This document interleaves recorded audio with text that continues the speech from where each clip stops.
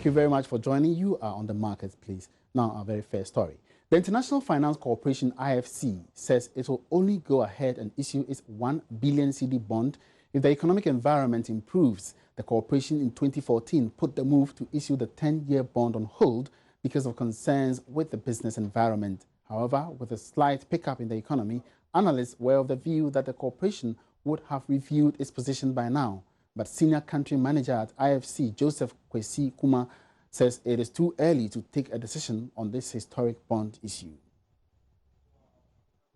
We put it on hold about 2 years ago.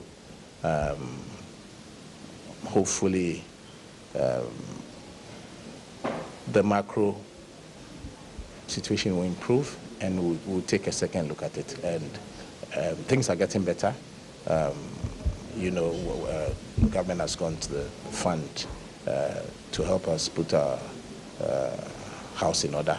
So I'm hoping that things would improve and we would go back and revisit it. All the projections are IMF, World Bank saying that things are likely to pick up from next year, even with a growth forecast of almost 7.5%.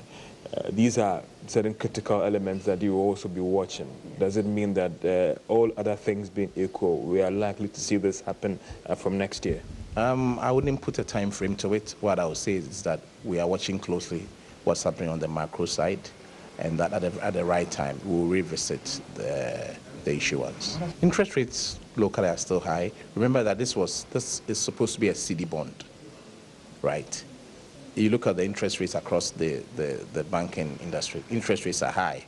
And the idea is to come in and make an impact. So the idea is not to come in and issue a bond at a rate where borrowers cannot access. That's why I say there's a serious link between what we are doing and the macro. We're hoping that in the very near future, interest rates will subside, and then we'll take a second look at it, because it's a CD bond. Because some say your good credit ratings should serve as a huge buffer in going ahead with this. That is a good point, but you also have to realize that IFC doesn't want to come into the market and undercut the financial sector. That is not what we do.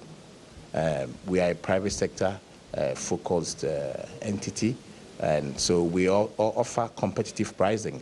But that is not to say that we'll come into a market and undercut the financial sector.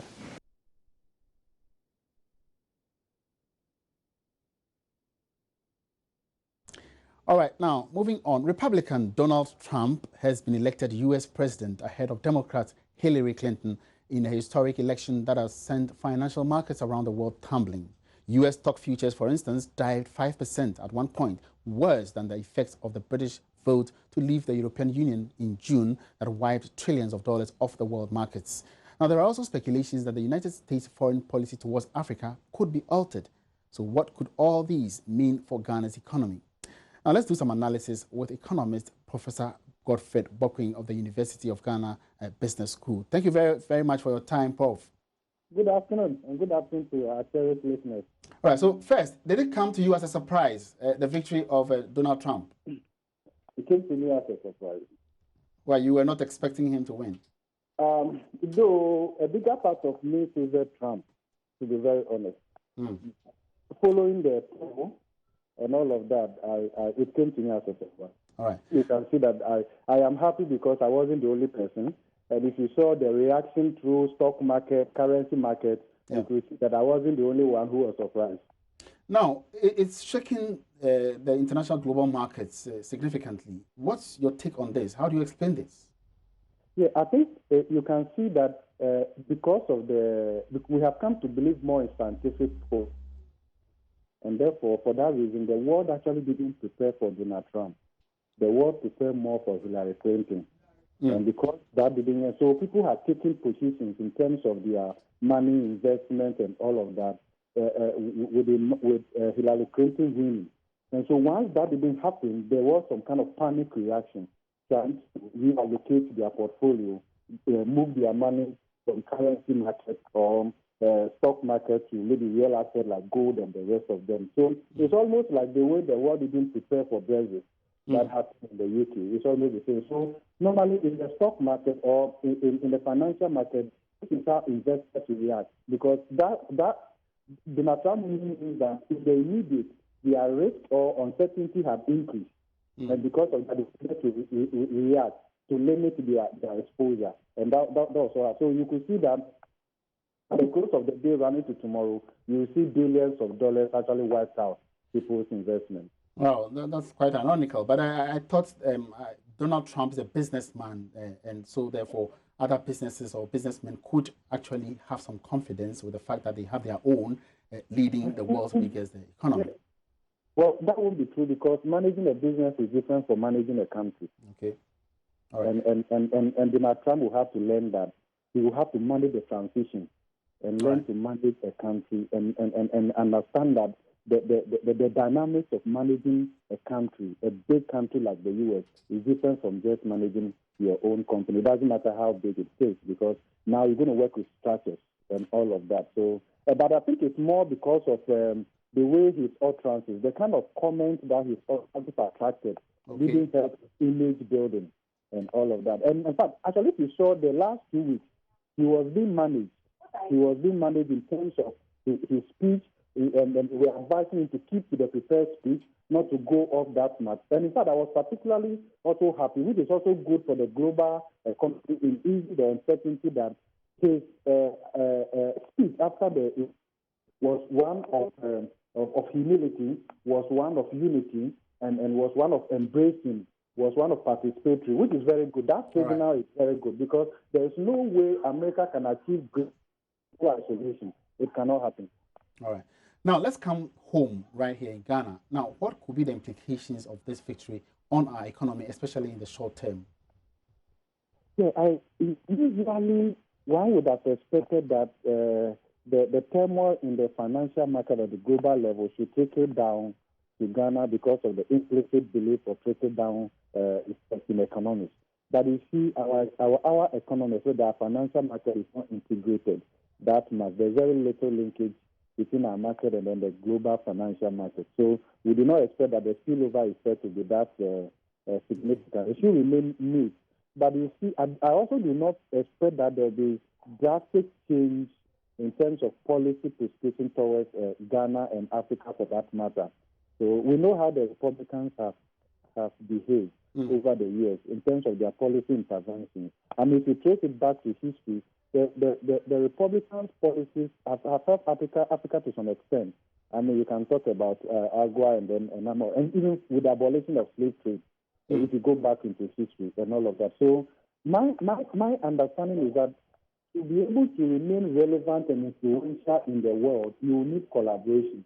Okay. And I think Africa can, Donald Trump can leverage on Africa. You see, it is not for nothing that China is here doing all kinds of aid and all of that, because even if you want to achieve greater growth within the U.S. economy, and you look beyond the U.S. market, so it's about internationalization. If you don't want it, your own businesses will want it. Even I do expect that Donald Trump will not take a hard stand that much even against China, because American firms are going to China, investors are investing in China, and for that reason, that global level of setting the Fed as compared to uncertainty. And I want to believe that U.S. can get to the heart of China, probably also through Russia. All right. Okay. Now, given the fact that Ghana is quite heavily dependent on the U.S. for support, and for the fact that Donald Trump had been giving some divisive comments prior to the election, you think U.S. foreign policy would be altered in a way against Ghana's economy and other African countries? Not significantly. Let's not exaggerate it, okay? Because you see, if you look at what has happened in the U.S., I want to believe that Donald Trump will focus more on domestic issues. Okay. Now, what lessons can we learn, especially when we are also, going through or going for an election in barely a month's time? We should not be afraid of change. We should not be afraid of change. Inbuilt in democracy is change. Yeah, and therefore we have to come to understand that change is part of the process. And if change comes, we have to embrace it. We can learn from how Hillary Clinton quickly called Donald Trump to congratulate him. Yeah. We can also learn from how Donald Trump also embraced that gesture and actually showed much respect. You can see that Donald Trump, after the election, is different from Trump before. Even the way Trump addressed Clinton after the election, for me, was very, very respectful.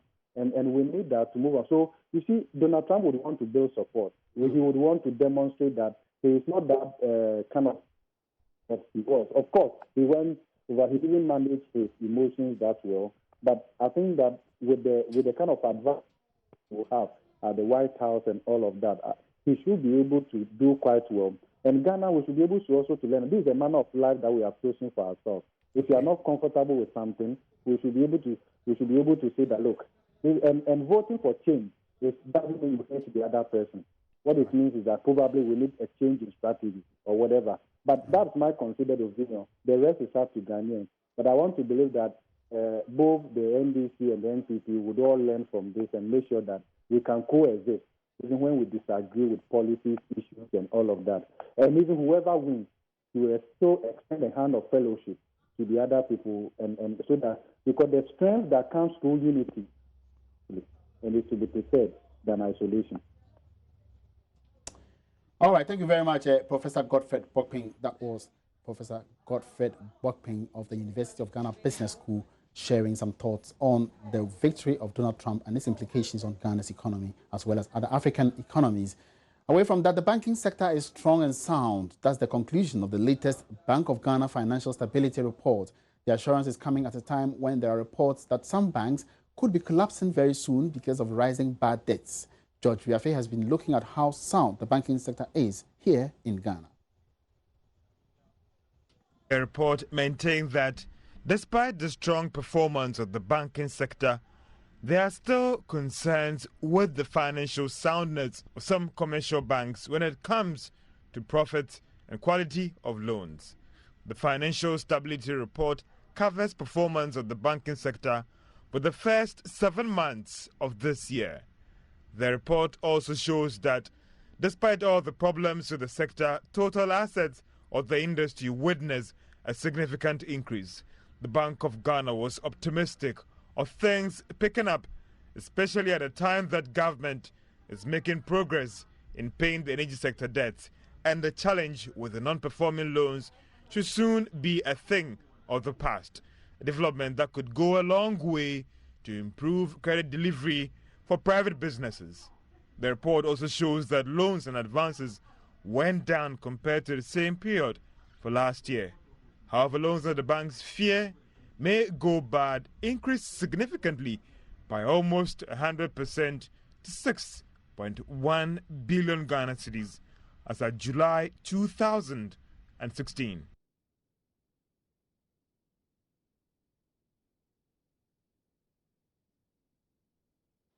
All right, so that was a business desk report by George Wiafe.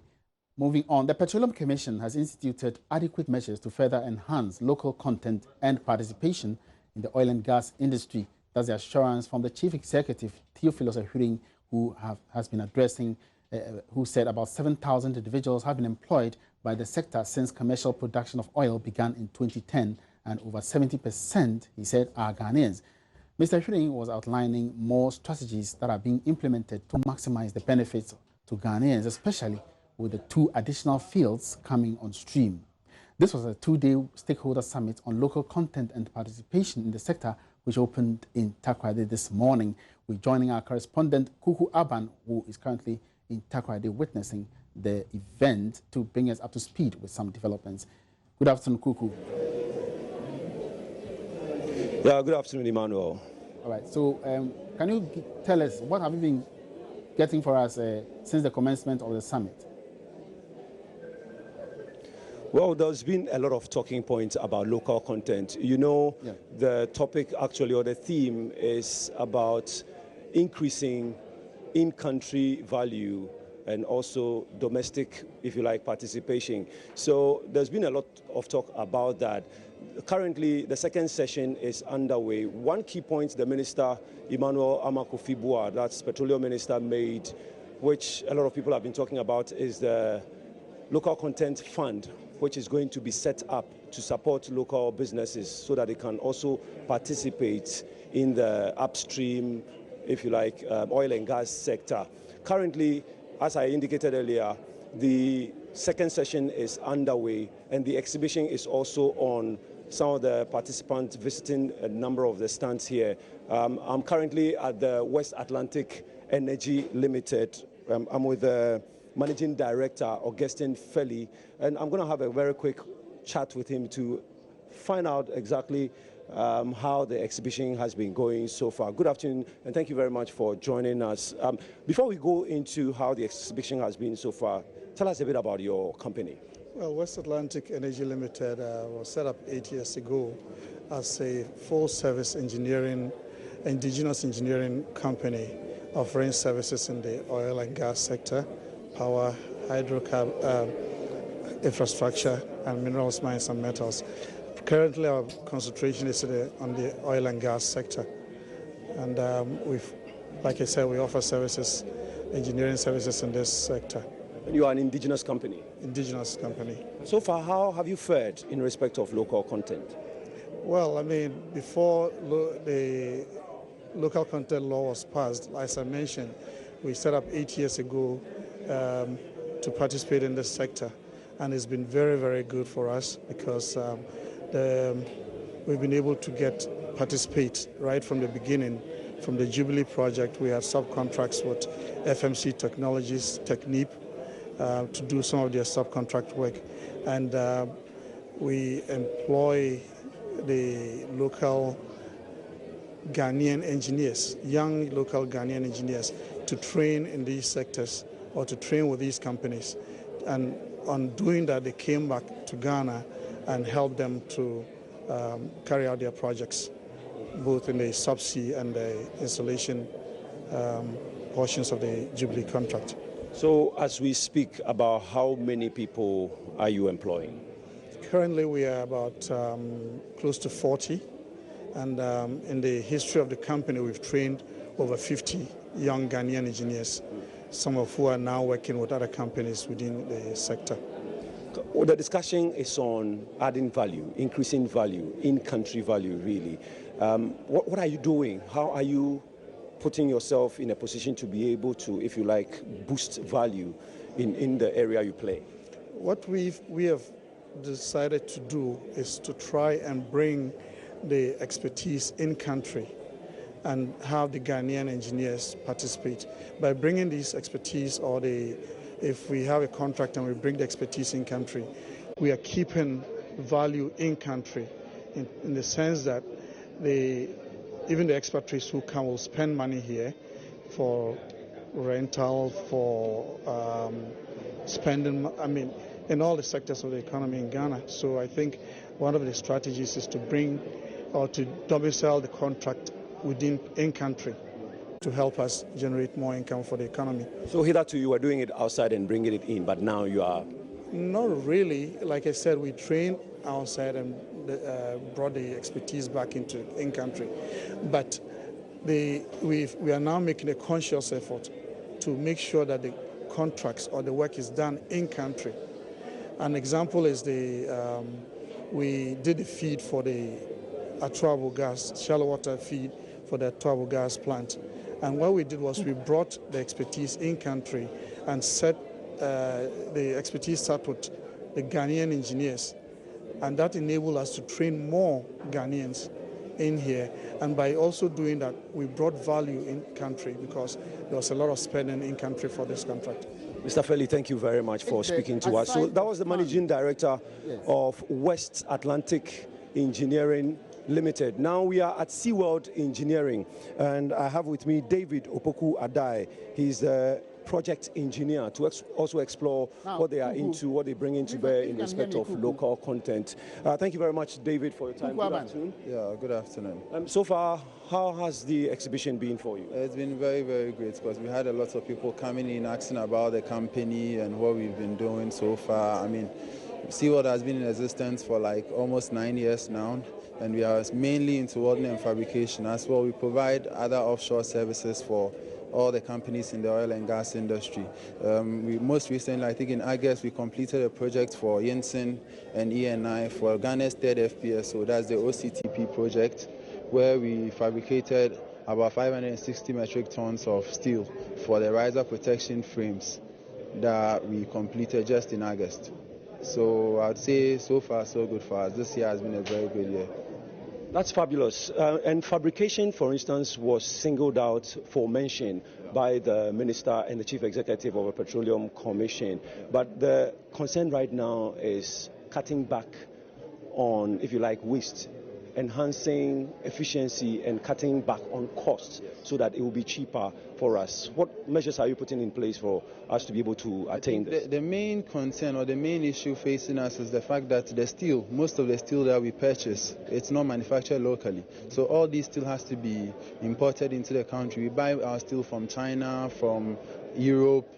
So bringing those things, the taxes on all those steel materials has a direct impact on the fabrication, because the charge for fabrication is quoted per ton.